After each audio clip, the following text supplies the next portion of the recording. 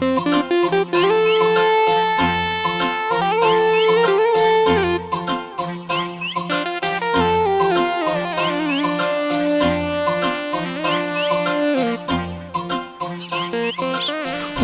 উড়ি বাউরি বাউরি বাবা, কি সুন্দর বাছুর ছানা শুয়ে শুয়ে জাবর কাটছে। যাই গিয়ে খুব করে চটকে দিয়ে আসি।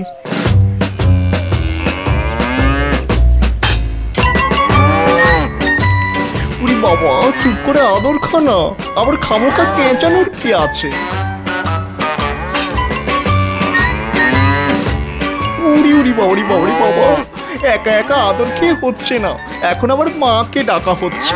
যাই গিয়ে ধাড়ি গরুটাকে খুব করে চটকে দিয়ে আসি।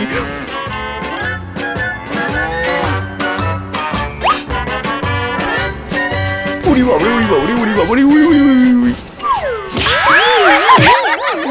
বাবরে, মালাই থেকে খুলে দু টুকরো হয়ে গেল রে। উড়ি বাবা রে বাবা।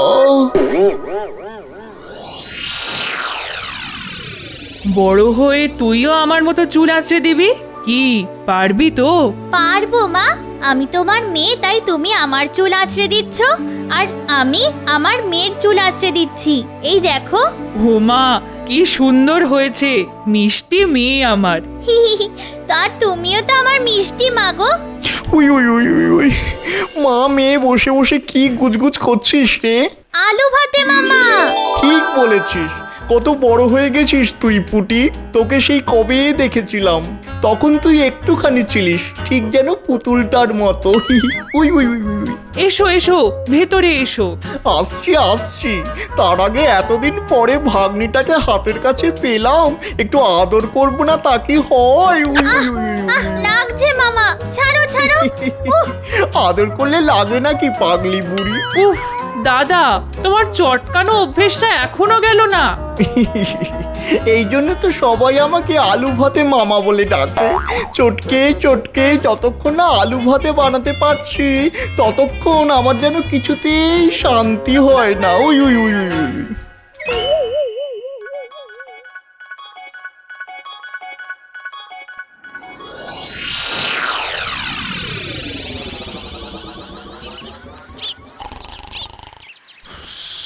ওই শোন, বাঘের গর্জন। হ্যাঁ, বাঘ নাক ডাকছে। এবার কি হবে? কাঁচা ঘুম ভাঙালে দাদু যে খুব রাগ করে। চল আমরা দাদুর গায়ে বস্তা চাপা দিয়ে দিই। দাদুর গায়ে বস্তা চাপা দিলে কি হবে রে গুলটে? তোর এটাও জানিস না, বস্তা চাপা দিয়ে রাখলে কাঁচা জিনিস না তাড়াতাড়ি পেকে যায়। তাই দাদুর গায়ে বস্তা চাপা দিয়ে রাখলে দাদুর ঘুমের কাঁচা ঘুমও পেকে যাবে। কেমন বুদ্ধি বল আমার? কিরে খুদের দল, সকাল সকাল কি মতলব করেছিস শুনি? দিদা, আমরা গোপাল দাদুর ঘুম ভাঙানোর মতলব করছি। সেগুড়ে বালি। চল গুলটে, আমরা তবে আজ বাড়ি ফিরে যাই। আজ পুঁটিও নেই আর গোপাল দাদু নাক ডেকে ঘুমোচ্ছে। আজ আর গল্প শোনা হবে না। কেন রে, আজ পুটির আবার কি হলো? পুটির বাড়িতে পুটির মামা বেড়াতে এসেছে দিদা, তাই পুটি আজ আমাদের সঙ্গে গল্প শুনতে আসেনি। বলিস কি গুলটে, আজ যে তোদের রাক্ষসের গল্প শোনানোর কথা ছিল, আর আজই কিনা পুঁটি ডুব মারলো। ওই দেখ, গোপাল দাদু ঘুম থেকে উঠেছে উঠেছে।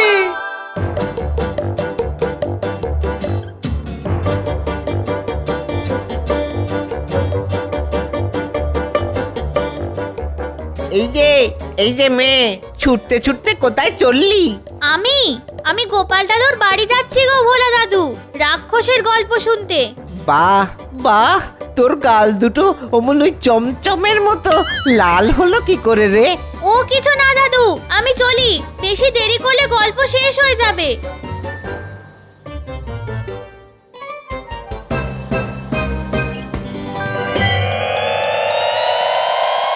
তারপর রাক্ষসটা এগিয়ে এলো, মহারাজ পিছিয়ে গেলেন। রাক্ষস তখন মহারাজকে একটা ইয়া বড় পাথর ছুঁড়ে মারলেন। মহারাজ কোমর থেকে তরোয়ালটা বার করে এক মারে পাথরটা ভেঙে টুকরো টুকরো করে দিলেন। গোপাল দাদু, আবার কি হলো? মহারাজের তলোয়ারটা কি দিয়ে তৈরি গোপাল দাদু, যে তলোয়ার দিয়ে পাথরও কেটে গেল? এত জেনে তুই কি করবি শুনি? চুপচাপ গল্প শুনতে হলে শোন, না হলে বাড়ি যা। গোপাল দাদু, গোপাল দাদু, আমিও রাক্ষসের গল্প শুনবো। এই পুটি, তোর গাল দুটো এমন আপেলের মতো লাল টকটকে হলো কি করে রে? আপেল নয় গোপাল দাদু, পুটি গালে লঙ্কা গুঁড়ো মেখে এসেছে।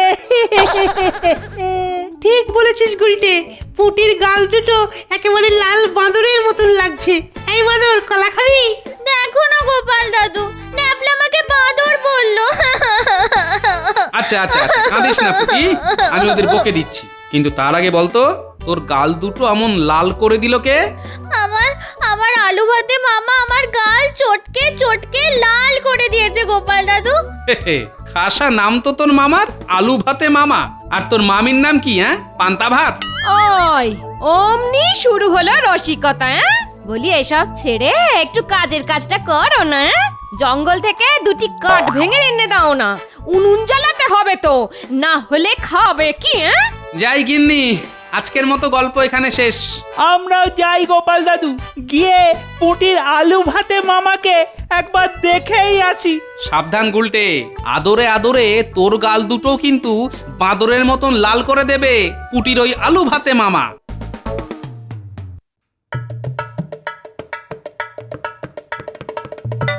ওই ওই ওই ওই ওই, আমার নাম আলু ভাতে, কে খাবে আদর আমার হাতে? ওই যে দুটো বাচ্চা বসে বসে খেলা করছে, আশেপাশে তো কাউকেই দেখতে পাচ্ছি না। এই সুযোগে ওদের গিয়ে চটকে গাল দুটো লাল করে দিয়ে আসি। উই উই উই উই উই উই।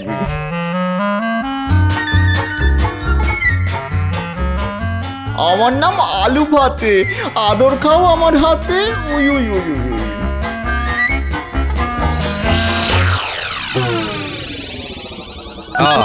এই হলো তবে পুটির আলু ভাতে মামা।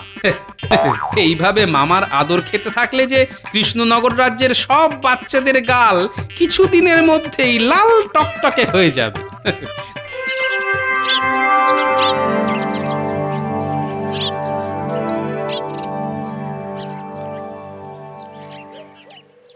মহারাজ, এই মাসের বেতনটা যদি একটু আগে ভাগে পাওয়া যেত তাহলে। তাহলে কি মন্ত্রী? তেমন কিছু নয় মহারাজ, অনেক দিন ধরে বউ বলছে একটা সোনার হার গড়িয়ে দিতে, তাই মানে। মন্ত্রী মশাইয়ের বউয়ের চাই সোনার হার, তাই বেতন চাইতে চাইতে ব্যথা হলো মন্ত্রী মশাইয়ের ঘাড়। বাহ বাহ সভাকবি, বাহ বাহ বাহ বাহ বাহ। কি ব্যাপার মহারাজ, আজ আপনার হাসির শব্দ রাজসভা ছাড়িয়ে রাজবাড়ির সদর দরজা থেকে শোনা যাচ্ছে? এমন কি খুশির খবর শুনলেন? একটু আমাকেও বলুন। সভাকবি আমাদের মন্ত্রীকে নিয়ে একটা মোক্ষম ছন্দ ঝেড়েছে। কি মন্ত্রী মশাই, মুখটা এমন পোকা ধরা লিচুর মতন করে আছেন কেন? তাতে তোমার কি গোপাল? হ্যাঁ, নিজের চেহারাটা দেখো একবার, পেট তো নয় যেন ফাটা কাঁঠাল। মহারাজ, আপনার কাছে দুজন মহিলা দেখা করতে এসেছে, বলছে খুব জরুরি সমস্যা। তাই নাকি? তবে তবে তাদের ভিতরে আসতে দাও প্রহরী। দাঁড়ান মন্ত্রী মশাই, একটু অপেক্ষা করুন। আপনার কথার উত্তরটা আমি একটু পরে দিচ্ছি। এমন কথা শোনাবো না, আপনাকে যে গঙ্গা জল দিয়ে কান ধুলেও অপমান ভুলতে পারবেন নাই, বলে দিলাম। বলো বলো বলো, কি সমস্যা বলে ফেলো। মহারাজ, মহারাজ, রাজ্যে নতুন রোগ ছড়িয়েছে মহারাজ। সে কি কি রোগ, একটু খুলে বলো শুনি। এই দেখুন মহারাজ, একেবারে নিজের চোখেই দেখুন, আমার বাচ্চাটার গাল একেবারে লাল টকটকে করে দিয়েছে। মহারাজ, আমার মনে হয় এই রোগটার নাম আপেল রোগ। খুব সাংঘাতিক রোগ মহারাজ। এই রকম কোনো রোগের নাম তো আগে কখনো শুনিনি মহারাজ। তবে কি এটা নতুন কোনো রোগ? নতুন নয়, নতুন নয়। এই রোগের নাম হলো আলু ভাতে রোগ, আর এই রোগটা ছড়িয়েছে পুটির আলু ভাতে মামা। মহারাজ, আপনি কিছু একটা করুন মহারাজ, কিছু একটা করুন। হ্যাঁ মহারাজ, না জানি কৃষ্ণনগরের মাথায় কোন বিপদের খাড়া ঝুলছে।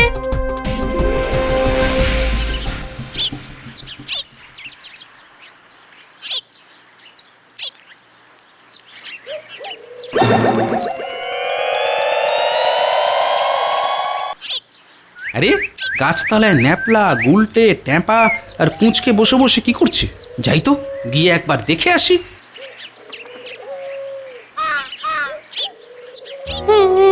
গোপাল দাদু দেখো না, আলু হাতে মামা চটকে চটকে আমার গালগুলো লাল করে দিয়েছে। দাদু দাদু ঠান্ডা নয় দাদু, গরমে না লাল হয়ে গেছি আবার। বলিস কি গুলটে? না, এ তো বড্ড বাড়াবাড়ি।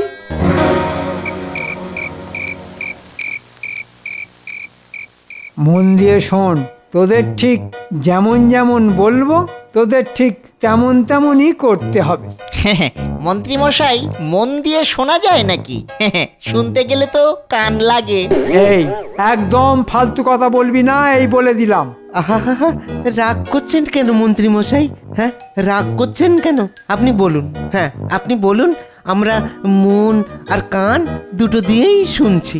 বেশ, তবে বলি শোন, এই কয়েকদিন ধরে কৃষ্ণনগর রাজ্যের সব বাচ্চাদের গাল লাল হয়ে যাচ্ছে। স্বয়ং রাজবৈদ্য রোগ ধরতে পারেনি, তাই এবার তোদের রোগ নির্ণয় করে ঔষধ বিক্রি করতে হবে। আমরা ওই মুখ্য সূক্ষ্ম মানুষ মন্ত্রী মশাই, আমরা কি করে রোগ নির্ণয় করি বলুন তো? সেই উপায়ও আমি ভেবে ফেলেছি, তোদের ওটা নিয়ে চিন্তা করতে হবে না। তবে শোন,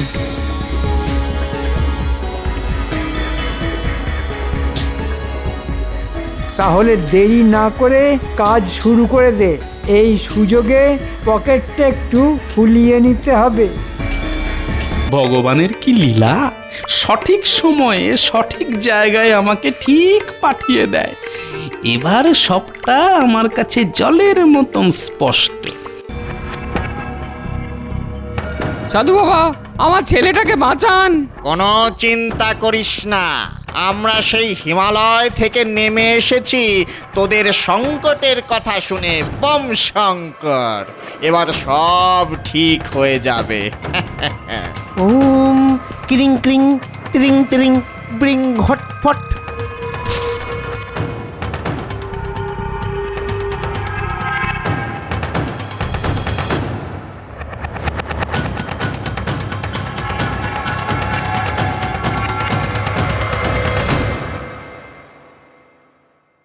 দেখেছিস আমাদের বানানো ওই ঔষধি মন্ত্র কেমন কাজ দিয়েছে?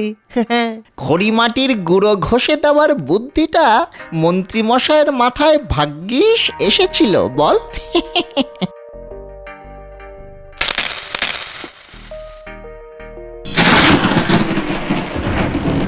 চল চল, ওই মন্ত্রী মশাইয়ের হাতে এই সব মুদ্রা তুলে দিয়ে নিজেদের ভাগটা বুঝে নি। তাড়াতাড়ি চল, তাড়াতাড়ি চল, না হলে ভিজে কাক হয়ে যাব।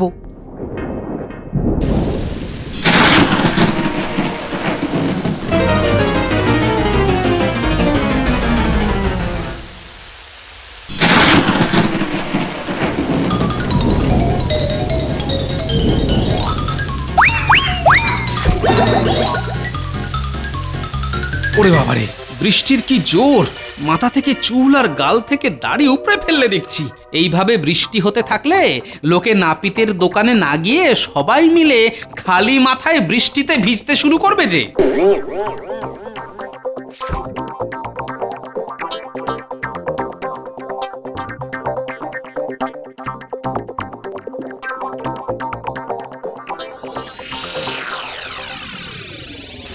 কি হয়েছে রে গুলটে?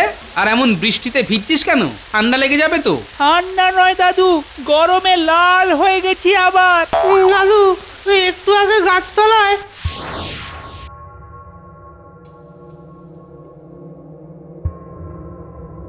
আচ্ছা তোরা দেখ তো, এই পাকা চুল দাড়িটা চিনতে পারিস কিনা? দাদু, এটা তো ওই সাধু বাবা চুল দাড়ি।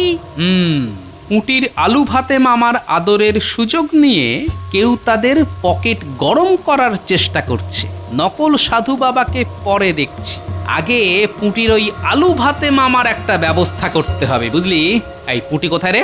গাল লাল হয়ে যাওয়ার পর থেকে পুঁটি বাড়ি থেকে বেরোতেই চাইছে না দাদু। আচ্ছা তোরা এবার বাড়ি যা, নাহলে জ্বরে পড়বি। আর আমি একবার পুঁটির বাড়ি থেকে ঘুরে আসি। এইবার আমি ওই আলু ভাতে মামার মুন্ডু চটকে ছাড়বো। হ্যাঁ, পুটি রে, কোথায় গেলি মা? এই যে মামা, আমাকে এক গ্লাস জল এনে দে তো মা। এক্ষুনি যাচ্ছি মামা।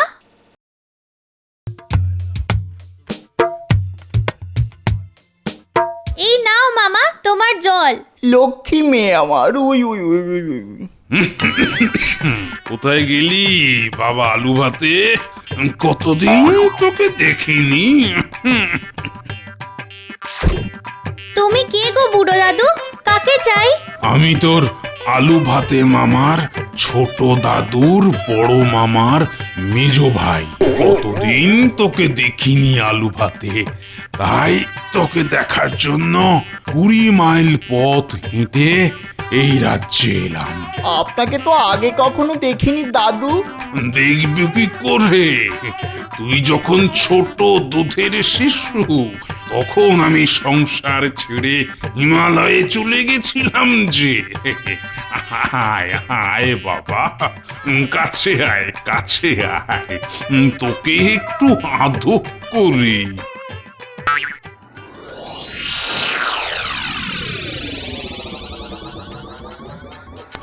উরি বাবা রে, গাল ছিঁড়ে দিল রে, বাঁচাও বাঁচাও, কেউ বাঁচাও আমাকে। এত উরি বাবা, উই, উই, ছটফট উই, মেরে করছিস ফেলো রে, কেন উরি বাবা? বাবা রে, বাবা রে, বাবা। আমাকে একটু প্রাণ ভরে আদর করতে দে।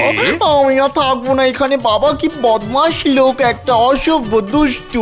এখানে থাকলে আমার গাল খুলে যাবে। পালাই পালাই বাবা, পালাই। উই উই উই উই, উড়ি বাবারি বাবারি বাবা।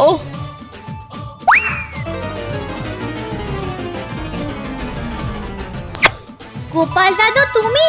হ্যাঁ আমি তোর আলু ভাতে মামাকে এমন চটকে দিয়েছি যে মামার কোনোদিন আলু ভাতে দিয়ে হাত মেখে ভাত খেতে পারবে না। চোখের সামনে আলু ভাতে দেখলেই তোর মামার আমার চটকানোর কথা মনে পড়বে। কি মজা, কি মজা! গোপাল দাদু মামার গাল চটকে লাল করে দিয়েছে। কি মজা! ভগবানের কি লীলা, সঠিক সময়ে সঠিক জায়গায় আমাকে ঠিক পাঠিয়ে দেয়। এবার সবটা আমার কাছে জলের মতন স্পষ্ট।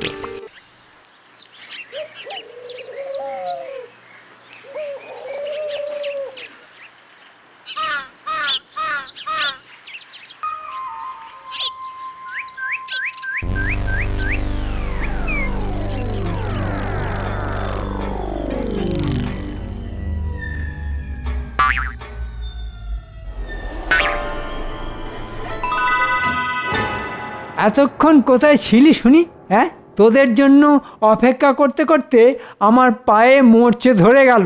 ওই এই কাল সারা রাত ঝমঝমিয়ে বৃষ্টি হয়েছে না মন্ত্রী মশাই, তাই আজ ওই সকালে চোখ খুলতে একটুই দেরি হয়ে গেছে। দে দে, কথা না বাড়িয়ে কাল কত টাকা রোজগার করেছিস সব আমার হাতে তুলে দে দেখি। এই নিন মন্ত্রী মশাই। বাহ বাহ, ভালোই হয়েছে দেখছি। হ্যাঁ, এই নে তোদের ভাগ, বাকিটা যাবে আমার পকেটে। যা যা, আর দাঁড়িয়ে থাকিস না। কেউ যদি জানতে পারে তোদের নকল সাধু বাবা সাজিয়ে আমি টাকা ইনকাম করেছি, তাহলে আমার চাকরি যাবে। ভগবানের কি লীলা, সঠিক সময়ে সঠিক জায়গায় আমাকে ঠিক পাঠিয়ে দেয়। এবার সবটা আমার কাছে জলের মতন স্পষ্ট। মন্ত্রী মশাই, এবার আপনি পালিয়ে যাবেন কোথায়?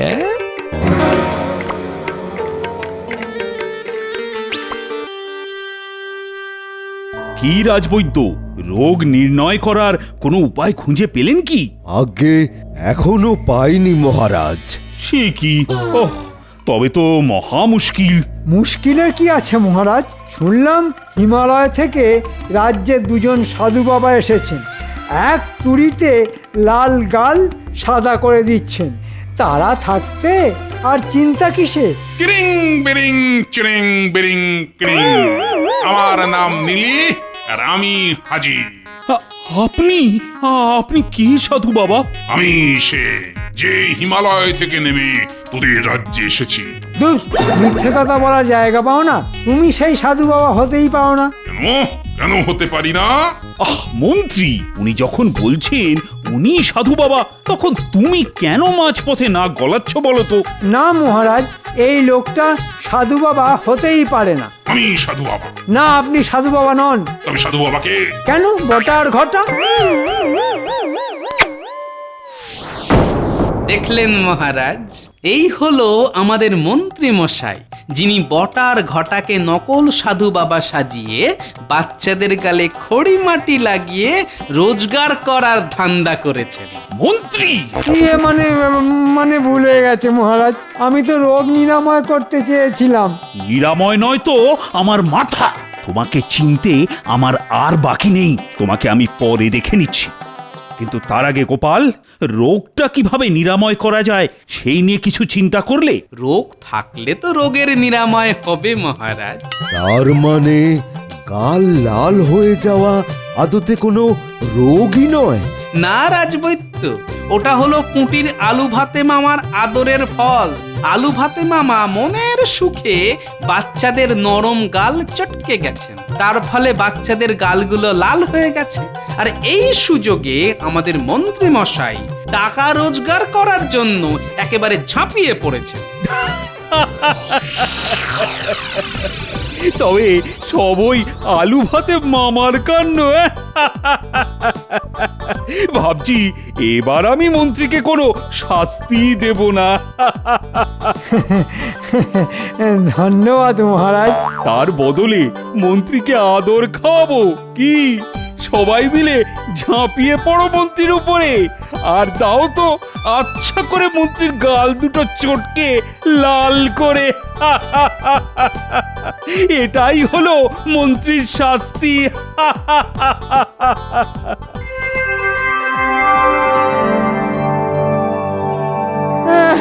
আমাকে চটকে আলু ভাতে করে দিল।